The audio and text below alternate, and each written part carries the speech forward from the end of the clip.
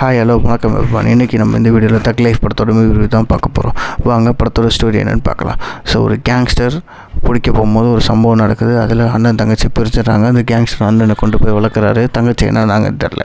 So இதுக்கப்புறம் அந்த கேங்ஸ்டருக்கும் அந்த வளர்க்குற பையனுக்கும் என்ன ஒரு ரிலேஷன்ஷிப் ஆகுது, எப்படியெல்லாம் போகுது, அதுக்கப்புறம் இந்த கேங்ஸ்டருக்கும் இந்த வளர்க்குற பையனுக்கும் என்ன ஆச்சு, தங்கச்சியோட ஒன்று சேர்ந்தாங்களா, இதான் இந்த படத்தோட ஒன்லைன் ஸ்டோரி. ஸோ படத்தோட ஸ்டோரி நம்மளுக்கு அங்கங்கே கேட்ட மாதிரி தான் இருக்கும். பட் ஸ்க்ரீன் ப்ளேவாக ஓரளவுக்கு நீட்டாக கொஞ்சம் ஃப்ரெஷ்ஷாகவே பண்ணியிருந்தார் மணிரத்னம் சார். டிரெக்ஷன் வைஸ் பார்த்திங்கன்னா கொஞ்சம் மணிரத்னம் சாரோட டச் இருக்கும். நம்ம ஸ்லோ பேஸ்டாக போவோம், அங்கே ஃபாஸ்ட் வரும், அதுக்கப்புறம் திரும்ப டைலாக்ஸ் வரும். ஸோ இந்த மாதிரி தான் படம் ஃபுல்லாகவே ட்ராவல் ஆகும். முடியும் போது உங்களுக்கு ஒரு நல்ல படம் பார்த்த மாதிரி தான் ஒரு ஃபீல் ஆகும். பர்ஃபார்மன்ஸ் வைஸ் கேட்டிங்கன்னா கமல்ஹாசன் சார் பயங்கரமாக பண்ணியிருக்காரு.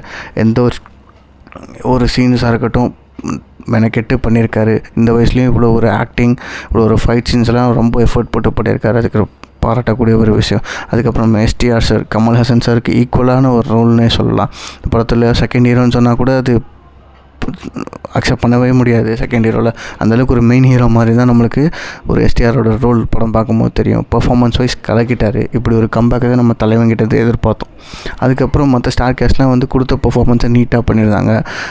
யாரும் பெருசாக குறை சொல்கிற அளவுக்கு இல்லை. இந்த படத்தோட அடுத்த ப்ளஸ் நம்ம ஏஆர் ரஹ்மான் சார் பேக்ரவுண்ட்ஸ்குள்ளே பின்னி எடுத்துட்டாரு.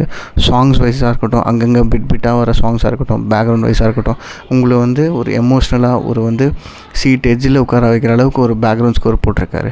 ஸோ படமாக எப்படி இருக்குன்னு கேட்டிங்கன்னா, ஒரு ஃபேன் பேஸாக பார்த்திங்கன்னா ஒரு சூப்பரான படம், ஒரு ஜென்ரல் ஆடியன்ஸாக பார்த்திங்கன்னா ஒரு ஓகேஷான ஒரு நல்ல படம் பார்த்த மாதிரி இருக்கும். ஸோ இந்த படத்தோட ரேட்டிங் நம்ம என்ன கொடுக்கலான்னு பார்த்திங்கன்னா 3.3 out of 5.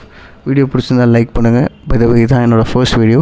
அடுத்தடுத்த வீடியோவில் நான் உங்களுக்கு மூவி ரிவ்யூலாம் கொஞ்சம் கிளாரிட்டியாக கொஞ்சம் குவாலிட்டியோடு கொடுக்க ட்ரை பண்ணுறேன். தேங்க்யூ. அண்ட் சேனல் சப்ஸ்கிரைப் பண்ணுங்கள்.